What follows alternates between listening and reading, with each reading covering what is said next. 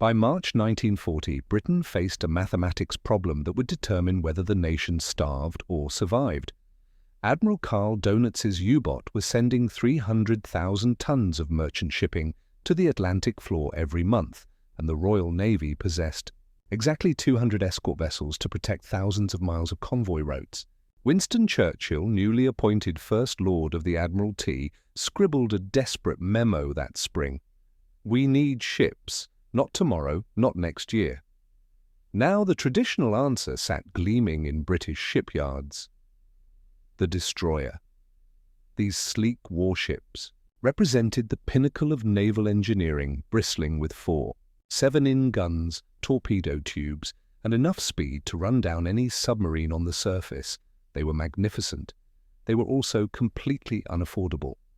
Each destroyer cost $900,000, roughly $45 million in today's money, and required 18 months of skilled labor to complete. Britain's shipyards could produce perhaps 30 per year at full capacity. Whilst her merchant fleet was bleeding out in real time, the Admiralty needed a different equation entirely. In May 1940, as France collapsed and the U-boat threat intensified, naval architect William Reed presented a proposal that senior officers initially dismissed as absurd. His design wasn't even meant for war. Reed had spent the previous decade perfecting a commercial whaling ship called the Southern Pride class. Sturdy, simple vessels built to chase whales through Antarctic storms. These ships used off-the-shelf components, commercial-grade steel, and construction techniques any coastal shipyard already understood. They were slow, uncomfortable, and utterly unsexy. They also cost $90,000 each and could be built in 8 months. That tenfold cost difference represented more than accounting. It meant the fundamental arithmetic of the Battle of the Atlantic could be rewritten. For the price of a single destroyer, Britain could deploy 10 corvettes. For the 18 months required to build 3 destroyers, shipyards could launch 20 corvettes. Reed's proposal transformed the question from how do we build the perfect submarine hunter to how do we blanket the Atlantic with enough hulls that can't avoid them. Commander George Cray, director of anti-submarine warfare, grasped the implications immediately. The Royal Navy didn't need floating fortresses, it needed presence. Every convoy required escorts, lots of them positioned in overlapping screens that denied U-boats safe attack positions. Destroyers were exquisite surgical instruments, but the Atlantic demanded a blunt force solution.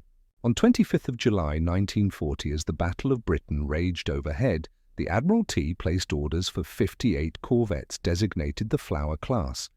They would be named after flowering plants, gladiolus, bluebell, compan, a deliberate nod to their humble garden variety nature.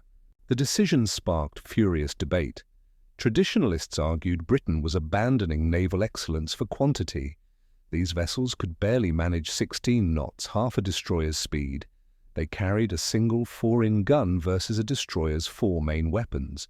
Their anti-submarine armament consisted of depth charges rolled off stern rails, not sophisticated ahead, throwing weapons. Yet none of that mattered when the alternative was empty ocean and undefended merchantmen. By September 1940, as monthly shipping losses approached 450,000 tons, the first corvette, HMS Gladiolus, completed trials and steamed toward the western approaches. She looked nothing like a warship. She would save Britain anyway. Dönitz had been refining his doctrine since 1936 when he first commanded Germany's rebuilt U-boat arm. Traditional submarine warfare treated each boat as a solitary hunter. Stalk, strike, disappear. Dönitz recognized this wasted the submarine's greatest advantage, invisibility. Instead, he developed rude tactic, wolfpack tactics. A lead U-boat would shadow a convoy on the surface, reporting position whilst sister boats converged. When 6 or 8 submarines surrounded the target, they attacked simultaneously from multiple bearings, overwhelming escorts through sheer coordination. The mathematics were brutal. A single destroyer could chase down one surfaced U-boat, perhaps engage a second, but 6 U-boat attacking from 6 directions. The escort spent the entire engagement racing between threat axes whilst merchantmen burned. On the night of 18th of October 1940, convoy SC7 learned this lesson in blood. 43 merchant ships sailed from Sydney, Nova Scotia, protected by just 2 escorts. 5 U-boat found them south of Iceland. By dawn, 21 ships had been torpedoed, the worst single convoy massacre of the war. The escorts never stood a chance. They couldn't be in 6 places simultaneously. Churchill understood the geometry perfectly. In his first major speech as Prime Minister on 19th of March 1940, he coined the phrase, quote, "Battle of the Atlantic." The only campaign he admitted genuinely frightened him throughout the war. Britain imported 55 million tons of supplies annually: food, fuel, ammunition, raw materials for factories. Lose that lifeline and military resistance became irrelevant. The nation would surrender or starve within months. Yet protecting that lifeline required escorts Britain didn't possess. The Royal Navy counted 200 escort vessels in September 1939. Dönitz commanded 57 U-boat with production ramping toward 30 per month. Every tactical exchange favored the attacker. The Corvette solution didn't beat wolfpacks through superior capability, it beat them through ubiquity. Dönitz tactics relied on escorts being outnumbered and outmaneuvered. What happened when convoys carried not 2 escorts, but 8, 10, 12? Suddenly the arithmetic inverted.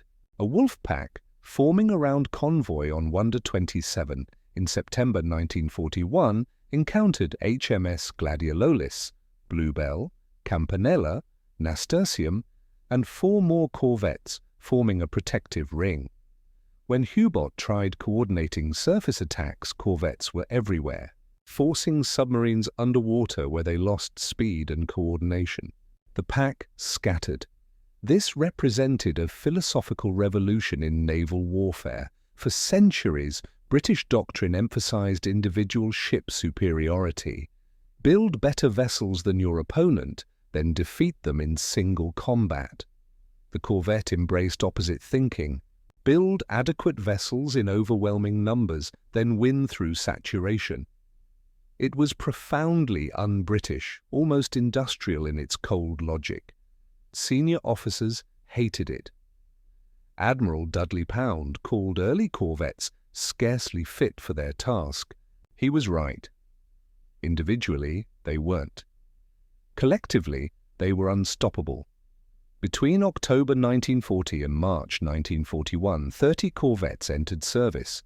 Monthly merchant losses actually increased, the happy time for U-boat crews who sank vessels faster than Britain could replace them. But the trend line was shifting. Every new corvette narrowed the escort gap. By May 1941, 89 corvettes prowled the Atlantic, and average convoy escort strength had tripled. U-boats still found targets, but coordinating attacks grew exponentially harder. Dönitz wolfpacks discovered their prey now traveled with their own pack. Slower, less elegant, but numerous enough that superiority no longer mattered. Presence did. The cheap fishing boats were hunting back. The blueprints Smith's Dock Company, unrolled in August 1940, showed a vessel 205 ft long with a 33 ft beam. Dimensions lifted almost directly from the Southern Pride whaling ships that had operated in Antarctic waters since 1936. Naval constructor William Reed hadn't designed a warship at all. He'd taken a proven commercial hull, removed the whale processing equipment, and bolted on military fittings. The Admiralty specification was deliberately primitive, reciprocating steam engines instead of modern turbines, riveted construction instead of welded, and a single screw propeller. Every choice prioritized one criterion. Any shipyard in Britain must be able to build these vessels using existing skills and equipment. This proved transformative. Destroyer construction required specialized yards with heavy slipways, precision engineering workshops, and workforce teams trained in naval standards. Only 7 British yards possessed these capabilities. Corvettes needed none of it. Smith's Dock in Middlesbrough, Hall Russell in Aberdeen, Harland and Wolff in Belfast. Even small commercial yards that normally built coastal freighters received contracts. The Flower-class design specified commercial-grade steel plating, 3/8 of an inch thick, standard merchant ship rivets and components already in mass production for civilian purposes. Naval architect Reed later admitted he intentionally dumbed down the design so a yard that built fishing tweers could transition to corvettes within weeks. The engine choice illustrated this philosophy perfectly. Destroyers mounted Parsons geared turbines generating 40,000 shaft horsepower, spectacular machinery requiring specialist foundries, and 9 months manufacturing time. Corvettes received triple expansion reciprocating engines producing 2,750 horsepower. These engines were Victorian technology, essentially scaled-up versions of mechanisms that powered railway locomotives. Britain manufactured them by the hundreds for merchant ships, tugboats, and industrial applications. When Corvette production accelerated in 1941, engine suppliers included companies that normally built colliery winding gear and factory steam plants. The engines were heavy, inefficient, and caused tremendous vibration. They were also sitting on warehouse shelves ready for immediate installation. Construction speed reflected these compromises. At John Crown and Sons in Sunderland, Corvette hulls took shape in open-air berths using techniques unchanged since Victorian times. Riveters worked in teams of 4, 1 heating rivets cherry red in portable forges, 2 driving them through pre-drilled holes, 1 with a pneumatic hammer flattening the opposite end. The process was noisy, labor-intensive, and desperately slow by modern standards. Yet Crown's workforce already knew these methods intimately from building merchant vessels. On 12 November 1940, they laid HMS Campanella's keel. By 3 June 1941, just under 7 months, she completed sea trials and joined Western Approach's command. Compare that to HMS Jervis, a J-class destroyer laid down at Hawthorne Leslie in August 1937.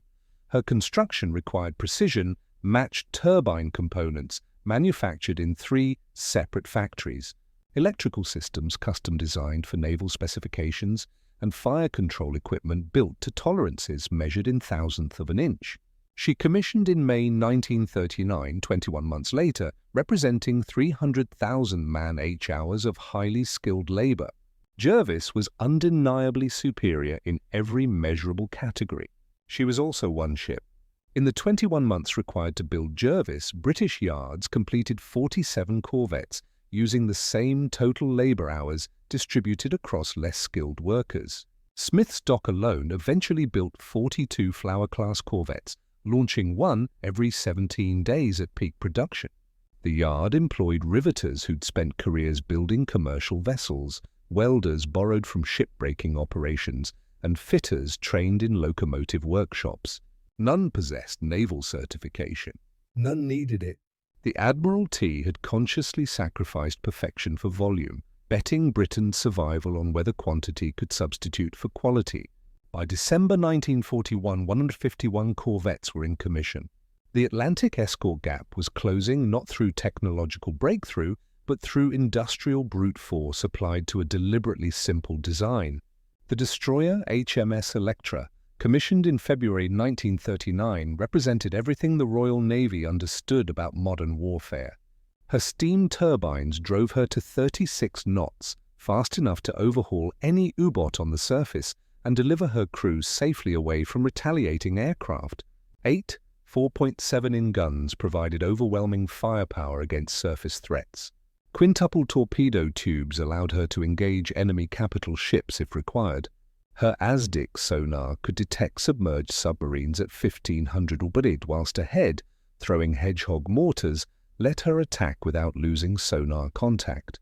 Electra cost $922,000 and consumed 18 months of labor, from Hawthorne Leslie's most experienced craftsmen. She was magnificent, genuinely capable of dominating any tactical situation she encountered. On 27th of February 1942, Japanese destroyers sank Electra during the Battle of the Java Sea. Britain lost 922,018 months of irreplaceable construction capacity in approximately 7 minutes of combat. This wasn't unusual.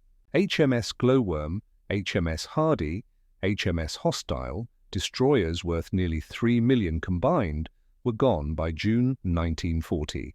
The Royal Navy began the war with 184 destroyers. By December 1940, 35 had been sunk or damaged beyond repair. Each loss represented not just combat capability, but enormous sunk costs in time and money that couldn't be recovered. Corvettes reversed this equation brutally. HMS Gladiolus cost $90,000, one-tenth destroyer price. When U-568 torpedoed her on 16th of October 1941, Britain lost a ship certainly, but not an irreplaceable asset. 7 weeks later, Smith's Dock launched HMS Heliotrope to replace her.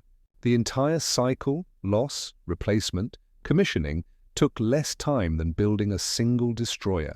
This economic resilience mattered enormously in attritional warfare. The Battle of the Atlantic would ultimately destroy 47 corvettes between 1940 and 1945. Replacing them cost $4.2 million total. Replacing 47 destroyers would have consumed $43 million and monopolized British shipyards for 3 solid years. The time factor cut even deeper than cost. In September 1940, when monthly merchant losses exceeded 450,000 tons, Britain needed escorts immediately deployed, not perfect ships eventually delivered. Camel Lee began HMS Opportune, a destroyer, in July 1940. She wouldn't commission until August 1942 to 25 months later. During those same 25 months, British yards completed 127 corvettes.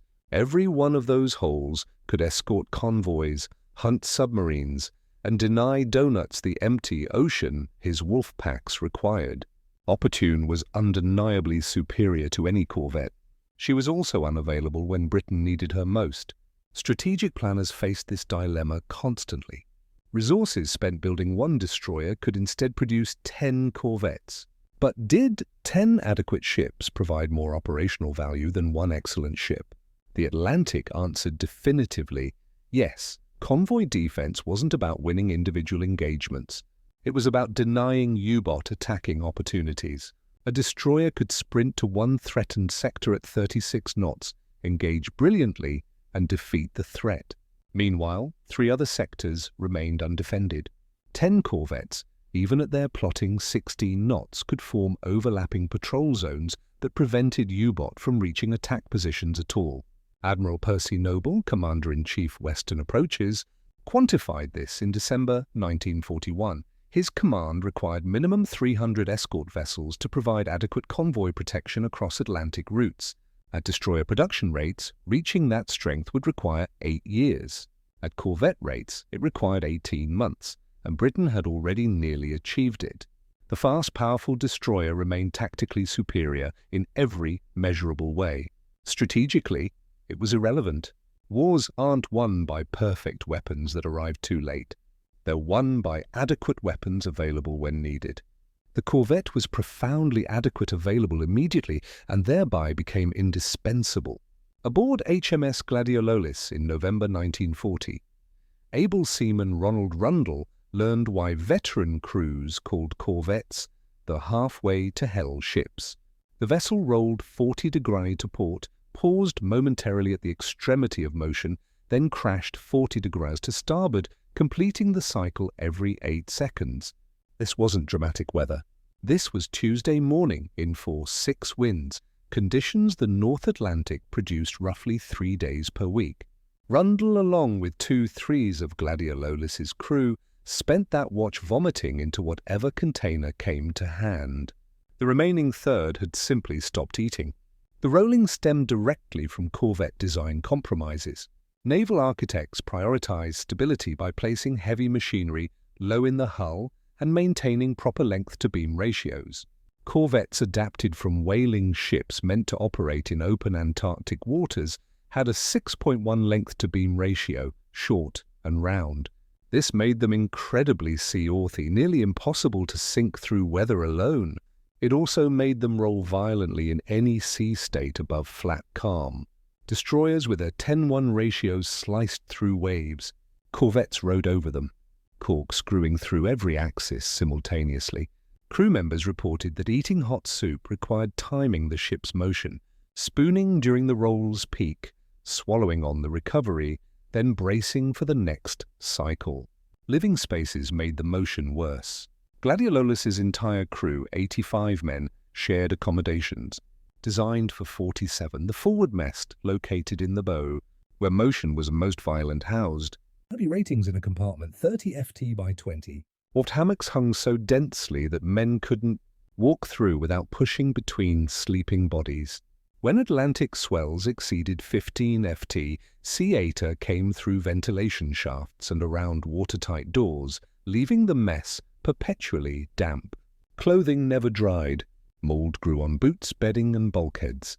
Lieutenant Commander Henry Chesterman, commanding HMS Campanula, reported in March 1941 that 60% of his crew suffered from saltwater boils, infections caused by constant exposure to wet wool uniforms rubbing against skin. The cold was equally relentless. Corvettes lacked proper heating systems, another cost-saving measure. Small coal-burning stoves provided warmth in mess decks, but senior officers banned their use during U-boat alerts because smoke from the funnel created visible signatures at night. Men stood 4-hour watches on open bridge wings where winter temperatures hovered near freezing and wind chill pushed conditions far below. Frostbite cases were routine. In January 1942, HMS Bluebell's medical officer treated 12 frostbite injuries during a single North Atlantic crossing. The injuries weren't considered remarkable enough to mention in the ship's log. Speed, or rather the lack of it, created tactical nightmares. Corvette engines pushed them to 16 knots maximum in calm seas. In typical Atlantic swells, operational speed dropped to 12 knots. U-boat surfaced managed 17 knots. This meant corvettes couldn't catch submarines running on the surface. They could only force them to dive, then pursue with depth charges. Commander Donald McIntyre, commanding the escort group protecting convoy HX 112 in March 1941, watched helplessly as U-boat shadowed his charges just beyond effective range, reporting convoy position while staying ahead of his corvettes. When he detached HMS Varnuk, a destroyer, to chase them down, the U-boat scattered.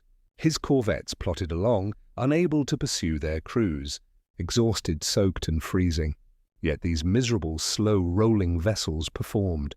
Throughout 1941, corvettes spent more days at sea than any other Royal Navy vessel class, averaging 240 days annually versus 180 for destroyers. They couldn't run down U-boat, so they simply stayed at sea longer, maintaining constant presence. Crews learned to function whilst perpetually seasick, to sleep in wet clothing, to stand watch in conditions that destroyed morale aboard more comfortable ships. The Flower-class corvette was hideously uncomfortable, tactically compromised, and crewed by men who deserved better. Those men saved Britain anyway. HMS Gladiolus claimed her first kill on 16th of March, 1941, U-47 commanded by the legendary G.A. Prian, the same officer who penetrated Scarpa Flow in 1939 and sank HMS Royal Oak, was stalking convoy OB-293 southwest of Iceland. Gladiolus detected him on Asdic at 1400 YD, closed to attack range despite heavy seas, and rolled 14 depth charges in a diamond pattern around the contact. U-47's hull imploded at 180 FT depth, taking Prian and 45 crew with her. Germany lost one of its most celebrated aces. Britain lost nothing except depth charges that cost $35 each. The kill-to-cost ratio was staggering. The statistics accumulated relentlessly. HMS Bluebell sank U-65P1 in June 1941. Campanula destroyed U-74 that May. Narcissus accounted for U-568 in October. By December 1941, corvettes had sunk 19 confirmed U-boat, more than all British destroyers combined during the same period. The disparity wasn't tactical superiority, it was operational mathematics. Destroyers spent 60% of their time in port undergoing maintenance, refueling, and crew rest. Their complex turbine machinery required constant attention. Corvettes with their simple reciprocating engines remained at sea 70% of the time. More sea time meant more encounters. More encounters meant more kills. The engagement pattern became predictable. U-boat detected on the surface would dive immediately upon sighting corvettes, not because corvettes were particularly threatening, but because they were always present. Once submerged, U-boat lost their 17-knot surface speed, crawling at 7 knots underwater. Corvettes, even at their pedestrian 16 knots, now held speed advantage. They'd quarter the area systematically, pinging with ASDIC, forcing submarines to remain submerged and burning precious battery power. Eventually, the U-boat either surfaced into gunfire range or stayed down until depth charges found it. Commander Peter Gretton, commanding the B-7 escort group with 6 corvettes, described it as terrier tactics. We couldn't outrun them, so we outstayed them. HMS Gladiolus herself fell on 16th of October 1941, torpedoed by U-568 south of Iceland. She sank in 4 minutes, taking 80 of her 85 crew. This illustrated corvette vulnerability. Their thin commercial-grade plating couldn't withstand torpedo hits. Between 1940 and 1945, 47 Flower-class corvettes were destroyed. 22 by it, 11 by aircraft, 7 by mines, 4 by surface action, and 3 in collisions. Each loss killed an average of 65 men. The human cost was appalling, yet Britain kept building replacements faster than U-boat could sink them. By mid-1942, corvette numbers exceeded 200 despite losses. The final accounting was published by the Admiralty in 1946. Flower-class corvettes participated in actions that destroyed 294 U-boat between 1940 and 47 solo kills. 247 shared with other vessels. No other Allied warship class came close. Destroyers sank 174 U-boat total. Frigates accounted for 187. Aircraft claimed the most at 386, but corvettes held second place despite being the least capable vessel type in technical terms. Commander Donald McIntyre, who sank 5 U-boat while commanding corvette groups, later wrote that their success stemmed from being everywhere the U-boat weren't expecting us because we were cheap enough to deploy everywhere simultaneously. The exchange rate was strategically decisive. Britain lost 47 corvettes worth $4.2 million combined. Those vessels helped destroy 294 U-boat worth approximately $73 million. Each Type 7 U-boat cost roughly $250,000 to build. Germany also lost $15,000 trained submariners, irreplaceable specialists who required 9 months training. Dönitz's force never recovered from the attrition. The slow, uncomfortable, humble corvette had killed Germany's submarine arm, not through technological superiority, but through being numerous enough and persistent enough that superior German boats couldn't avoid them. Quantity had achieved what quality never could. German U-boat design represented engineering excellence taken to its logical extreme. The Type 7C standard workhorse of Dönitz's fleet incorporated innovations that British naval architects envied. Diesel-electric propulsion providing 17-knot surface speed and 7-hour submerged endurance. Pressure hulls tested to 280-meter depths, acoustic torpedoes that homered on propeller noise, and Enigma coding machines coordinating wolfpack operations across thousands of miles. Each boat required 16 months to construct and incorporated components manufactured in 27 separate factories across Germany. They were technological marvels. They were also produced at a rate of 25 per month. Even at peak production in 1942, Britain countered with what defense analysts would now call platform proliferation, overwhelming sophisticated opponents with numerous simple systems. Between July 1940 and May 1945, British and Canadian yards completed 267 Flower-class corvettes, plus 151 improved Castle-class variants. That's 418 submarine hunting platforms deployed against Germany's 1,153 U-boat commission during the entire war. The ratio looks unfavorable until you account for availability. German U-boats spent 60% of their operational lives in port, returning from patrol, refitting, repairing battle damage, training replacement crews. At any given moment, only 40% of commissioned U-boat were actually at sea. Corvettes maintained 70% availability.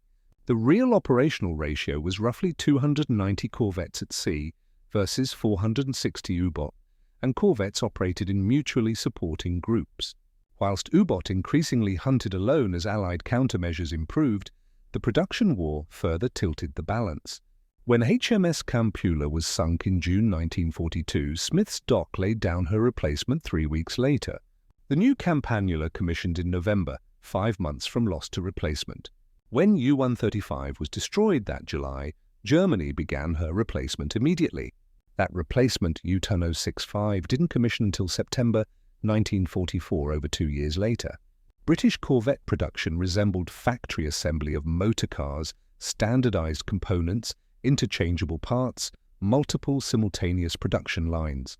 German U-boat production remained essentially artisanal, custom-fitted components, specialist labor, sequential construction steps that couldn't be parallelized. This industrial philosophy extended to damage repair. Corvette machinery was deliberately simple components rated for merchant service, not military precision.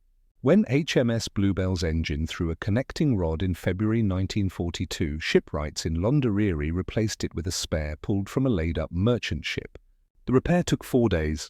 Destroyers with damaged turbines required return to specialized yards and 6 weeks minimum repair time. Simplicity translated directly into operational availability. The Admiralty calculated in 1943 that corvettes averaged 22 days between port visits versus 14 for destroyers. Despite corvettes operating in harsher conditions, the Germans never adapted to this quantitative approach. Dönitz repeatedly requested simpler, faster-to-build coastal submarines, vessels analogous to corvettes in philosophy. Grand Admiral Raeder refused, insisting on maintaining U-boat quality standards. The Type Vince introduced in 1944 represented this mindset perfectly. Revolutionary design with submerged speeds exceeding surface vessels, capable of staying underwater indefinitely using snorkel technology. Each Type Win required 24 months to build. Germany commissioned 118 before war's end. None became operational in time to effect Atlantic operations. They were magnificent submarines that arrived too late to matter. British doctrine embraced opposite thinking. Deploy adequate solutions immediately, then improve incrementally. Early Flower-class corvettes were miserable. The modified Flower class of 1942 added better heating, improved quarters, and stronger anti-aircraft armament. Castle-class vessels introduced in 1943 incorporated streamlined hulls reducing roll, more powerful engines reaching 20 knots, and a head throwing squid mortars. Each iteration built on operational experience whilst maintaining production simplicity. By 1944, corvettes were genuinely good submarine hunters, and Britain possessed nearly 300 of them. German engineering never faltered. German strategy did. Quality without quantity is merely expensive failure. The final invoice for Britain's corvette program arrived at Treasury in August 1946, 267 Flower-class corvettes at $90,000 each, plus 151, Castle-class vessels averaging $140,000 totaled $45.2 million, roughly $2.2 billion in today's purchasing power. This represented 2.8% of Britain's total wartime naval expenditure. For that modest sum, the Royal Navy acquired the vessels that held the Atlantic lifeline open long enough for American industrial might to tip the balance decisively. Consider the alternative. Suppose Britain had pursued a destroyer-based escort strategy, building enough fleet destroyers to provide equivalent Atlantic coverage. Each convoy required minimum 8 escorts for adequate protection. Britain ran approximately 300 convoys annually across Atlantic routes between 1940 and 1945, maintaining 8 ship escort groups for 300 simultaneous convoys, accounting for maintenance cycles and battle losses, required roughly 3,000 destroyers total across the war period. At $900,000 per destroyer, That theoretical program would have cost $2.7 billion, 60 times actual Corvette expenditure. The difference, $265 billion, funded other operations entirely. Where did that money go instead? Operation Overlord, the D-Day invasion, cost Britain approximately $850 million in direct military expenditure. Landing craft, specialized armor, ammunition stockpiles, and logistical infrastructure. The Mediterranean campaign from Operation Torch through Italian operations consumed another $640 million. Strategic bombing operations, including Lancaster production and airfield construction, required $520 million. These three operations, the strategic efforts that actually defeated Germany, cost $21 billion combined. The Corvette program's savings nearly covered all three simultaneously. By choosing adequate ships over perfect ships, Britain retained sufficient industrial capacity to fight on multiple fronts, rather than bankrupting itself, protecting a single maritime corridor. The strategic victory manifested in stark numbers. Monthly merchant shipping losses peaked at 768,000 tons in November 1942, the crisis point when Dönitz nearly severed the Atlantic lifeline. By May 1943, losses had collapsed to 264,000 tons, whilst U-boat sinkings spiked to 41 boats lost that month alone. Dönitz withdrew his wolfpacks from the North Atlantic on 24 May 1943, admitting he could no longer sustain operational losses. The battle wasn't won. U-boat remained dangerous until war's end, but the crisis had passed. Britain would not starve. Convoys would get through. Corvettes enabled that victory through pure availability. On 1 June 1943, Western Approaches Command counted 187 corvettes in operational service versus 94 destroyers. Those corvettes provided the numerical density that transformed convoy defense from desperate scrambling to systematic coverage. No convoys sailed unescorted after mid-1941. Most carried 8 or more escorts by 1943. U-boat faced overlapping ASDIC screens, coordinated depth charge patterns and tactical groups that outnumbered attacking wolfpacks. Dönitz revolutionary tactics required sparse defenses to exploit. Corvettes denied him that sparseness through sheer numbers. The true cost comparison wasn't $90,000 versus $900,000 per hull. It was $45 million buying strategic victory versus $2.7 billion buying bankruptcy. Britain entered the war as the world's largest creditor nation and emerged as its largest debtor, owing $3.4 billion primarily to the United States and Canada. Adding another $265 billion for destroyers would have rendered the debt unsustainable, likely forcing compromised peace in 1943 when American aid came with increasingly stringent conditions. The Corvette program, derided by traditionalists as unseatly, purchased something beyond price. Britain's continued participation in the war through to unconditional victory. The humble Flower-class vessels with their civilian origins and commercial-grade construction saved not just convoys but Britain's capacity to remain in the fight. That's worth substantially more than any destroyer ever built.